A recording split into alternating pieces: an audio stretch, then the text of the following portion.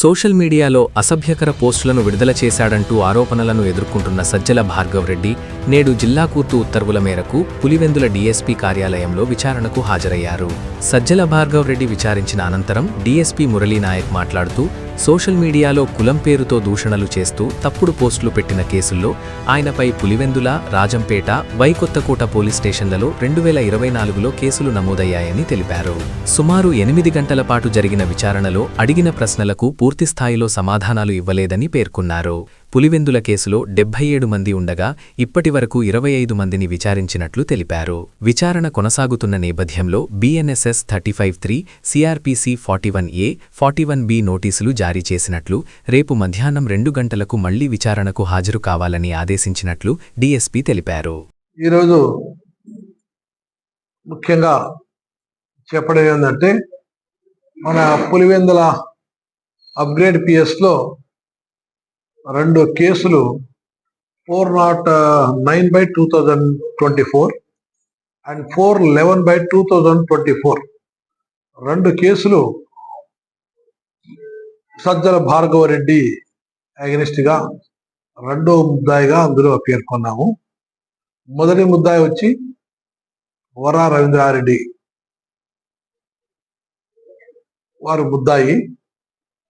ఈ 2 కేసులు social media కేసులు ప్లస్ ఆ పోస్ట్ తొలగించే విధంగా తొలగించండి అంటే వరా రవీంద్రారెడ్డి ఆ రోజుల్లో ఆ 2 కేసుల్లో ఎవరైతే విట్నెస్లు ఉన్నారో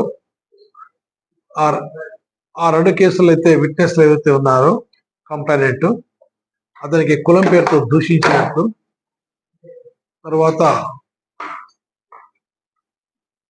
అమౌంట్ కూడా తీసుకొనేసి తొలగించలేదు అనేటువంటిది ప్రధానమైనటువంటి అభియోగం మీద మనం 8వ తారీఖు 11వ నెల 2024లో కేసు నమోదు చేయడం జరిగింది. కేసు దర్యాప్తులో భాగంగా మనం 409 కేసులో సుమారుగా 77 మంది ముద్దాయిలను పేర్కొన్నాం. వారు ఇచ్చినటువంటి వరా రవీంద్రారెడ్డి అనేతను ఇచ్చినటువంటి కన్ఫెషన్ ప్రకారం 411లో ప్రధానంగా వరా రవీంద్రారెడ్డి, దాని తర్వాత సజ్జల భార్గవ అలియాస్ భార్గవ రెడ్డి, ఇంకొక అతను అర్జున్ రెడ్డి అనుకుంటాను, వీళ్ళు 3 దాంట్లో ఉన్నారు. ఈ 2 కేసు దర్యాప్తుల్లో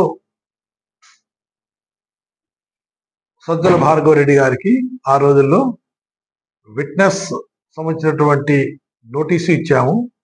అక్యూజ్డ్ గా ఉండేటువంటి నోటీసు కూడా ఇవ్వడం జరిగింది లీగల్ ఎక్స్పర్ట్ యొక్క చెప్పిన దాని ప్రకారం. బట్ ఆయన ఎవరైతే సజ్జల భార్గవ రెడ్డి ఈ 2 కేసుల్లో A2గా ఉన్నాడో వారు రాలేదు. తర్వాత వారు వివిధ కోర్టులకు ఆశ్రయించడము, ఫైనల్ గా మన 4th ADJ కడప వారు కోర్టులో లొంగిపోవడము, ఎవరైతే జడ్జి గారు ఉన్నారో అక్కడ 4th ADJ గారు గౌరవ దీనాబాబు సార్ గారు వారికి డైరెక్షన్ ఇచ్చారు. పోలీసులు ఎప్పుడైతే మీకు పిలుస్తారో మీరు ఆ రోజు వెళ్ళి వారి ఇన్వెస్టిగేషన్కి సహకరించండి అని చెప్పి ఇవ్వడం జరిగింది ఆర్డర్. ఆ ఆర్డర్ ప్రకారం వారికి ఒక 5 days బ్యాక్ నోటీసు 2 కేసులు సర్వ్ చేసి ఈరోజు విచారణకు రమ్మని చెప్పి 25/4/2026 10 గంటలకు రావాలంటే వారు క్రమం తప్పకుండా ఇక్కడ స్థానికంగా ఉండేటువంటి అడ్వకేట్ ఓవల్ రెడ్డి గారి యొక్క వారిని వచ్చి మా దగ్గర హాజరవడం జరిగింది. వారిని వివిధ రకాలైనటువంటి సోషల్ మీడియా మీద వారు పోస్ట్ చేసినటువంటి దాని మీద దానికి సంబంధించినటువంటి ఏముంది అంతని చెప్పి ప్రశ్నలు వేయడం జరిగింది. ఆ ప్రశ్నలలో కొన్ని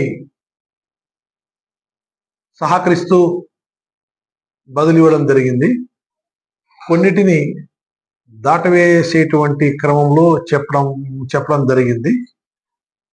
ముఖ్యంగా ఈ కేసులో ఏదైతే సోషల్ మీడియాల కేసులో ఏదైతే వాళ్ళ ఇన్స్ట్రుమెంట్ ఆ రోజులు వాడింటారో ల్యాప్టాప్స్ కానీ సెల్ ఫోన్ కానీ అవి ప్రొడ్యూస్ చేయమని చెప్పాము. వారు దానికి కోర్టు ద్వారా వస్తే మేము ల్యాప్టాప్ సెల్ ఫోన్ ఇస్తాము అట్లా అని చెప్పారు. బట్ ఇన్వెస్టిగేషన్ లో కోర్టు ఆర్డర్లో ఆ రకంగా ఏం లేదు. కేసులో దర్యాప్తు భాగంలో వారు మాకు ప్రొడ్యూస్ చేయాలి. అది ప్రొడ్యూస్ చేసిన తర్వాత ఇంకా ఈ రిలేటెడ్ క్వశ్చన్స్ ఈ కేసులన్నీ వేయాల్సి ఉన్నాయి. వారిని రేపటి దినం 2 గంటలకు ఇదే సబ్ డివిజన్ ఆఫీస్కి రమ్మని చెప్పినాం. వారు కూడా వస్తారని చెప్పారు. వారికి నోటీస్ కూడా ఇచ్చాము.